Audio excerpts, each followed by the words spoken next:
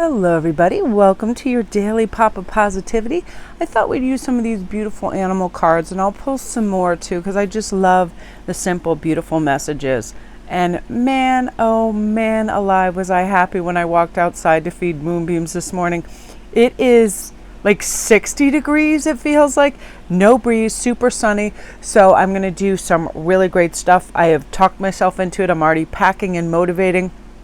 I'm going to choose one or two of my local beaches and bring my decks and my cards, my jewelry. I'm going to go photograph stuff and do some reads down there, be outside, walk, really get this sunshine activation. And I'm telling you something crazy. I switched on this reader I'm not really familiar with, came up on my feed, and it was basically saying everything that I'm planning for the day. And it's like, don't talk yourself out of it because you need this exercise, you need this sunshine, you need this. And it was really remarkable. And I thought, you know what? I feel like whenever I need to hear these things, boom, here it is. You know, trust in the support of the universe. It's always going to be there for us, you guys. It's always going to prompt and help and tell us the things we need to hear to keep us in those kind of like key moments that motivate us, help and aid us to feel better about ourselves. Because I know I get this abundant kind of cachet of energy, and if I don't use it for being outside and doing it for creative endeavors and other things, like if I really have a lot of energy and I just end up like staring at my screen or doing things on Instagram, it's like I burn interiorly, you know. I get tired because the excess isn't utilized the right way, where walks and nature and filming and being creative with some kind of outdoor activity for myself helps that. It helps expand that. So I'm really excited. So look for that, trust in that, look for these little messages that are out there for all of us. And the panda, stay balanced and in your essence. This is for a little clue what I do in the evening for myself. I'll say out loud, I'll go, don't just munch out on everything because it's there. Don't create habitual patterns that are unhealthy, because I love my cakes and snacks and goodies, you know, and if I'm watching TV, I'm like, I should have this, it'd be even better. Instead, it's like I try to fortify myself with a cup of tea or coffee, balance. And this is also even in the realm of something that's good for us. I used to be such an exercise like junkie. I felt like there were so many hours in the day. So I would start, you know, I would go to the gym, and I remember then I had taekwondo, and then I would go for walks, and it was like one of those things where you do get a lot of great feel good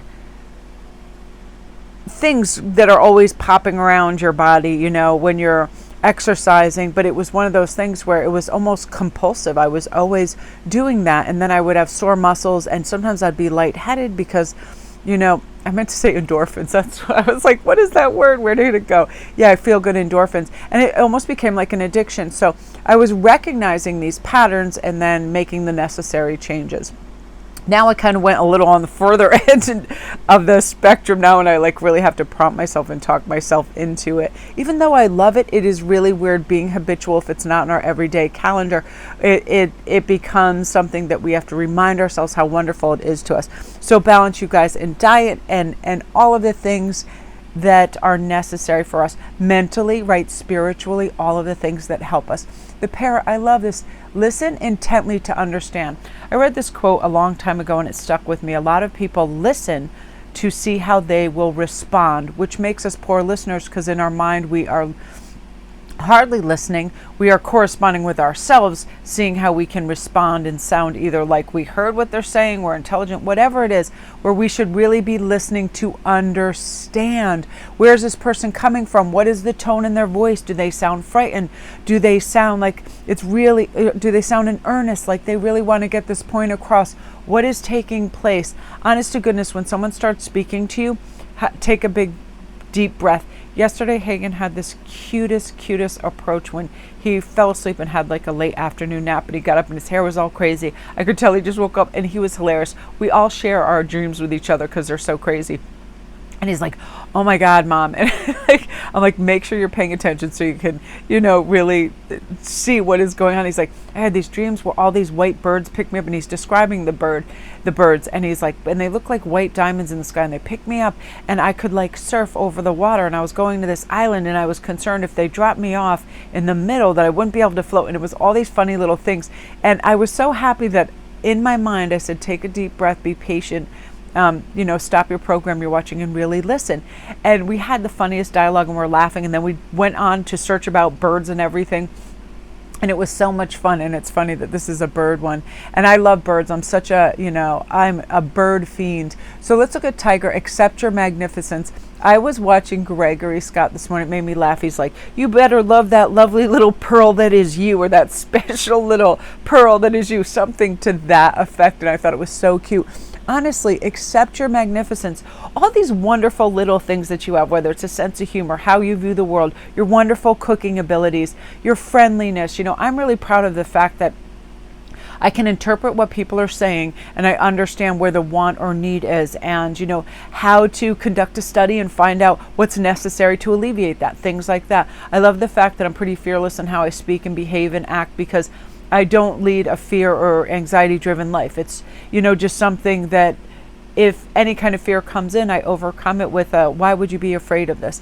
Like, I think that is such a helpful factor in my life, and I really celebrate that in myself and try to have the conviction to do that every day. Celebrate yourself for whatever it is. The fact that you can sing, that you love music, that you're a good friend, that your plants thrive in your house because of your existence, love, and care. Simple things like that.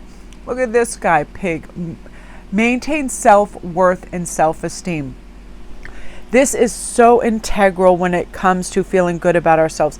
We do not accept crumbs. We do not, inconvenience ourselves to huge degrees to convenience other people so they'll like us. We are not yes people. We do not carry burdens of others in hopes that, they will like us. We do not people please. We do not say yes when we want to say no. I remember reading this thing in November. November is no, N-O-Vember.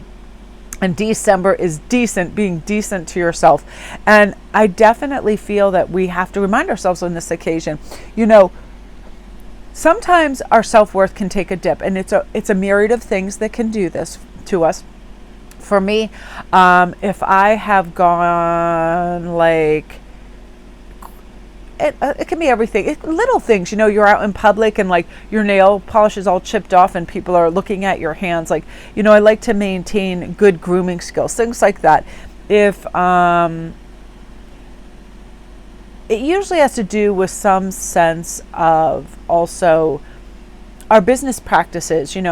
Is our business, if we're self-employed, is our business booming? Are we doing well? Are we getting great feedback? Like, that really helps fortify our self-esteem. And sometimes if things dip or is not as busy, I know for a lot of designers this is true. And I know some days when, and a lot of jewelry makers know this too, when we're making things and there's a lot of interest in our art, we feel really good. And there's other days, where it's like there's no eyes to be seen on the things that we make, that sometimes our confidence can take a dip. But always allow for the fact that whatever you create it for a reason. It has beauty and magic. Just because it is not brought to the attention of certain people, or they may not have time to be out either shopping or commenting on it, it doesn't mean that it doesn't have high value and worth, nor does that mean that your creativity and your gifts aren't, ever present. Say to yourself, I am wonderful. These two go hand in hand really beautifully, and it is important. So we're going to end on this beautiful elephant that says, open yourself to true abundance. What does true abundance mean to you? To me, it means absolute peace of mind, choice, variety,